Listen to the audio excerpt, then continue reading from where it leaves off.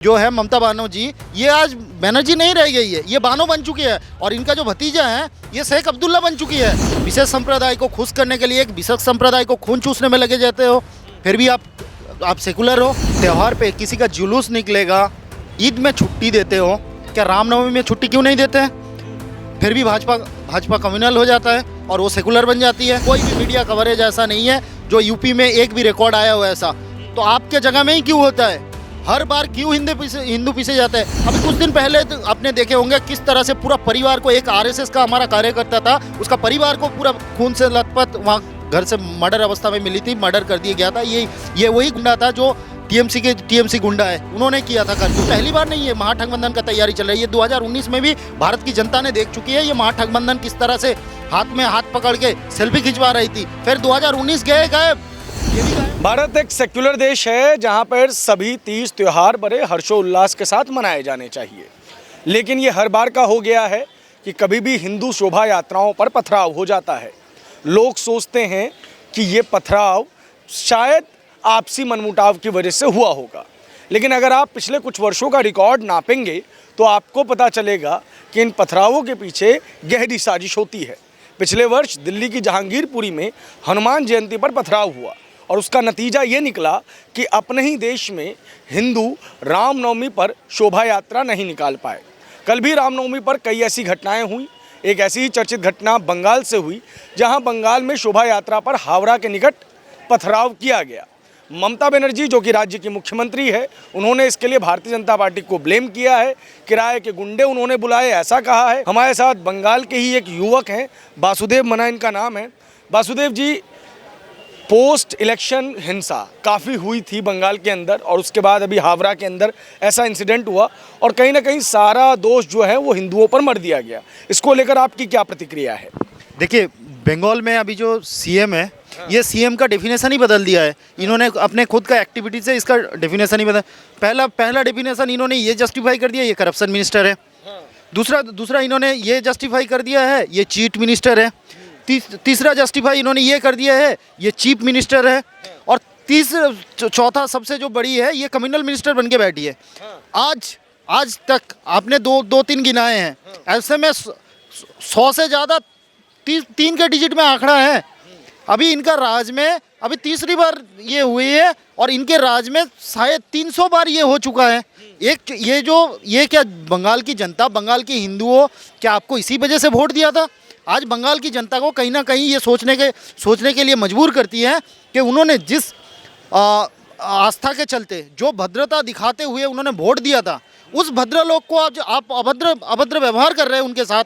तो उन्होंने भी अपना अधिकार जानते हैं। और आपको ये देखिए, इनका मैं काफ़ी बार बोलता हूँ, काफ़ी बार इंटरव्यू में मैं ये चीज़ क्लियर किया हूँ, इनके अगर साजिश को सोचेंगे या एनालाइज करेंगे, ये कहीं ना कहीं इनके जो मन के पीछे जो मनसा छुपी हुई है ना, ये बांग्लादेश 2 वाला मिशन का मनसा छुपी हुई है। आप कांटा तार के नीचे से जो आओगे उसको सपोर्ट करोगे। और मुझे तो लगता है ये कभी ना कभी ये जो जब टोपी पहन के घूमते हैं, दूसरे को टोपी पहनाते हैं, बंगाल की जनता को टोपी पहनाते हैं, ये बानो आंटी जो है ममता बनर्जी, ये आज बनर्जी नहीं रह गई है, ये बानो बन चुकी है। और इनका जो भतीजा है ये शेख अब्दुल्ला बन चुकी है, अभी अभिषेक बनर्जी नहीं है, क्योंकि इनका एक्टिविटी उस तरह से है। आप बनिए, आप बुर्खा पहनिए, टोपी पहनिए, लेकिन हमारा तकलीफ ये है जब आप दूसरे को टोपी पहनते हो।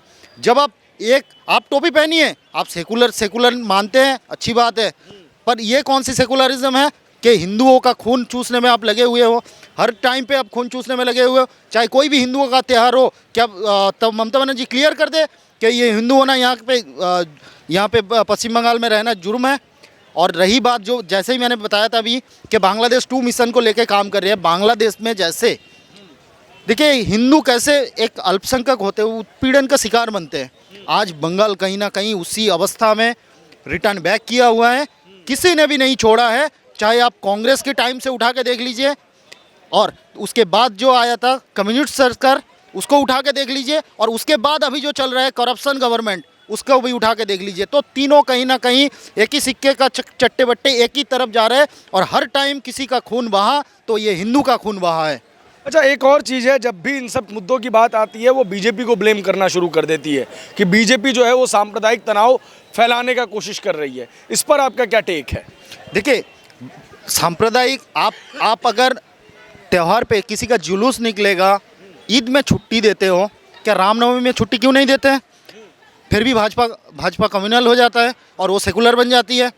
आप एक दूसरे को एक विशेष संप्रदाय को खुश करने के लिए एक विशेष संप्रदाय को खून चूसने में लगे जाते हो, फिर भी आप सेकुलर हो। एक टाइम पे आप हिंदुओं का जो पवित्र त्यौहार है रामनवमी पे कोई अगर शोभा यात्रा निकलता है, उस टाइम पे आप पथराव करने पे आप चुप मौन रहते हो। वहीं अगर यहाँ पे प्रोटेक्शन देने का बात आ जाता है, जब ये हो जाता है आपका जुलूस निकलता है ईद का त्यौहार में हो चाहे कोई भी मुस्लिम, ऐसे मैं खुल के बता रहा हूँ, कोई भी मुस्लिम पे आप इतना सपोर्ट करोगे तो क्या हिंदुओं के लिए आप सीएम नहीं हो? वहाँ पे आप अगर खुद को सेकुलर मानते हो तो आप सब धर्म के लिए सीएम हो। इलेक्शन से पहले तो वो भी काली मंदिर खूब जाती थी ना, वो कहाँ? वो तो कह रही है कि क्यों रास्ता बदल दिया, क्यों बुलडोजर लेके चल रहे थे, क्यों तलवार लेके चल रहे थे। अभी जो यूपी में कल एक भी घटना सुना है? एक भी नहीं सुने होंगे आपने और नहीं देखे होंगे। कोई भी मीडिया कवरेज ऐसा नहीं है जो यूपी में एक भी रिकॉर्ड आया हो ऐसा। तो आपके जगह में ही क्यों होता है? हर बार क्यों हिंदू पीछे जाता है? अभी कुछ दिन पहले तो आपने देखे होंगे किस तरह से पूरा परिवार को, एक आरएसएस का हमारा कार्यकर्ता था, उसका परिवार को पूरा निःशंस रूप से उसका पूरा परिवार को खून से लथपथ वहाँ घर से मर्डर अवस्था में मिली थी, मर्डर कर दिया गया था। ये वही गुंडा था जो टीएमसी गुंडा है, उन्होंने किया था करतूत। आज हर एक हिंदू का खून वहाँ पे क्यों बहेगा? और आपके खिलाफ जो भी आवाज़ उठाएगा, मैं तो ये मानता हूँ, आज मैं आपके चैनल पे ये बोल रहा हूँ, कल मेरे ख्याल में शायद एफआईआर हो जाए। मुझे नहीं डरता हूँ, क्योंकि ममता बनर्जी जी सुन लो आप, मैं भी खुदीराम बोस की धरती से आता हूँ, खुदीराम बोस की डिस्ट्रिक्ट से जन्मा हुआ व्यक्ति हूँ। मैं उस सब से डरने वाला हूँ नहीं। अगर आपको एफआईआर करना है, जो करना है कर लीजिएगा, लेकिन मुझे बंगाल की जनता को आज इस षड्यंत्र को समझने का ज़रूरत है कि ये पीसी और भतीजा मिलके अब बंगाल में बांग्लादेश 2 बनाने का जो साजिश चल रहा है, ये हम कतई ना होने देंगे, चाहे जिस हद तक भी जाना पड़े हम जाएंगे। अरे वो तो 2024 में भाजपा को वापस भेजने वाली हैं, कह रही हैं सीबीआई ईडी का जितना दुरुपयोग करना है कर लो। बीजेपी की वॉशिंग मशीन है, काला कपड़ा जाता है, सफ़ेद वापस आ जाता है। ममता दीदी तो पूरा माहौल बनाने में लगी हुई हैं। अभी ये बीजेपी के ऊपर ब्लेम करती है, उनका मंत्री के घर से पूरा थैली निकालता है, वो भी गांधी जी से भरा हुआ थैली, पूरा गांधी जी से छपा हुआ नोट की थैली निकालता है। उनका मंत्री जेल चले जाते हैं। वहाँ गुंडागर्दी, जो बीरभूम का प्रेसिडेंट था, इनका राइट हैंड था, और कहीं ना कहीं ये बॉस भी चुप है, उसमें मौन है। तो आप प्राइम मिनिस्टर बनने का सोचते हो, कम से कम अपना लॉ एंड ऑर्डर तो एक स्टेट का मेंटेन नहीं जा रहा है, आप चले देश को सुधारने। रही बात, आप अच्छी बात बोले हैं कि ये मुंगेरी लाल का सपना देखना बहुत अच्छी बात होता है, देखते रहें, सपना देखना उनके हक में है। और भारत की जनता को भी ये बता दूं, ये वही ममता बनर्जी है जो कभी बोला था कि ये सब बाहर वाले हैं, इंडिया को उनको बाहर वाले लगते हैं, इंडियन को, और विदेशियों को तो साथ जो तार के उस पार से आते हैं, घुस के आते हैं, चोरी छुपे तार के नीचे से घुस के आते हैं, वो अपना बन जाता है, क्योंकि वोट बैंक का राजनीति है। और बाहर की जितना भी हिंदी भाषी लोग हैं उनको तो आप बाहर वाले बोलते हो, और वो अपना वाले हो जाते हैं, बांग्लादेश वाले जो तार घुस के आते हैं इधर, क्योंकि उसमें वोट बैंक जुड़ा हुआ है। यहाँ तब आपको हिंदी भाषी जो व्यक्ति है उनमें वोट बैंक नजर नहीं आता है। तो आज क्यों उनका प्राइम मिनिस्टर बनने सपने देख रहे हो? तो वो अखिलेश से भी मिल रही हैं, नवीन पटनायक से भी मिल रही हैं, अलग अलग जगह जाके चुनाव भी लड़ रही हैं, और नरेंद्र मोदी के खिलाफ एक ऑल्टरनेटिव बनने की कोशिश कर रही हैं। और उनका ये है कि हाँ, ये सब जो हो रहा है इससे भाजपा बौखला गई है, इसलिए बंगाल में तनाव पैदा कर रही है। देखिए, भव्य राम मंदिर ने आपने देखा है किस तरह से ये हो रहा है, और भारत की जनता ये भी देख रहा है वहाँ किस तरह से रामनवमी में हिंदुओं का खून चूसा जा रहा है, हिंदुओं को ऊपर पथराव किया जा रहा है, हिंदुओं को ऊपर बेरहमी से लाठीचार्ज किया जा रहा है, पत्थर बरसा रहे हैं। और रही बात, ये लॉ एंड ऑर्डर मेंटेन करने में पूरी तरह से फेल हो चुकी है ममता बनर्जी, इमीडिएट रिज़ाइन करना चाहिए। और भारत की ये जनता ने देखा है, पिछले 9 वर्ष से विकास दर को देखा है।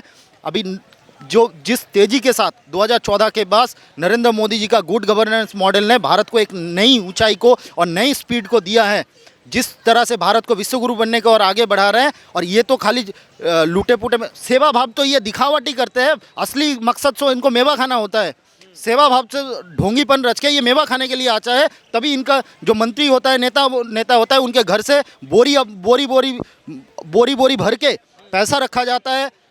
उनके घर से जब छापेमारी आता है, और अभी जो महाठगबंधन का तैयारी चल रहा है, ये पहली बार नहीं है महाठगबंधन का तैयारी चल रही है। ये 2019 में भी भारत की जनता ने देख चुकी है ये महाठगबंधन किस तरह से हाथ में हाथ पकड़ के सेल्फी खिंचवा रही थी। फिर 2019 गायब, ये भी गायब, अभी फिर आया है। अभी जैसे देखिए ईडी, सीबीआई, ये जो इंडिपेंडेंट संस्था है, ये अपना काम बाखूबी से जब तेजी कर दिए हैं, तब इनको एक चोर दूसरे चोर को बचाने में अपना गुटबंदी कर रहे हैं। ये क्यों? आप अगर सच हो तो एक चोर दूसरे चोर को गुटबंदी करने में क्यों लगे पड़े हो?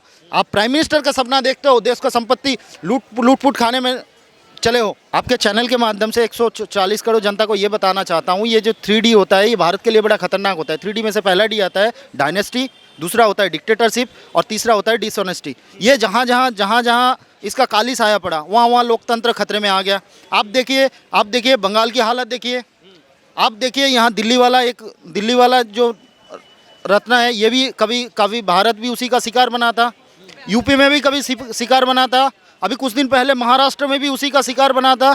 अब बिहार भी वही जंगलराज रिटर्न 2 का शिकार बना है, वहाँ भी वही 3D का साया है। और आज कहीं ना कहीं बंगाल भी उसी 3D का काली साया की वजह से आज बंगाल का भी हालत बहुत बुरी से बुरी होते जा रही है। और बंगाल की जनता को आज सोचने की ज़रूरत है कि किस तरह से बंगाल की जनता, नहीं तो आने वाला पीढ़ी रोने के लिए आंसू नहीं बचेगा। बंगाल की जनता इस तरह से आज रो रही है। देखिए एक कहावत है बंगाल की जनता, हमें ना प्यार मिला ना मिला मोहब्बत, हमें तो जो मिला वो धोखा के अलावा और कुछ ना मिला, जो मिला खाली मकसद की तलवार मिला। बंगाल की हिंदुओं की अवस्था आज इस तरह से हो गया, उनको छलावा करके, दिखावा करके, झूठी वादा करके, जो ममता बनर्जी सरकार कभी बरगल आके बंगालियों को बरगल आके आए थे सत्ता में, आज उन्हीं बंगालियों का खून चूसने पे लगी हुई है। आज कम्युनल मिनिस्टर बन के बैठी हैं, एक विशेष संप्रदाय को खुश करने के चलते एक विशेष संप्रदाय को खून चूसते हैं। कभी ईद पे छुट्टी दिया जाता है तो रामनवमी पे पत्थर बरसाया जाता है। ये चेंजेस आया है बंगाल में। और मुझे लगता है ये बांग्लादेश 2 रचने का जो साजिश है, ये बंगाल की जनता आने वाले समय में जरूर जवाब देगा।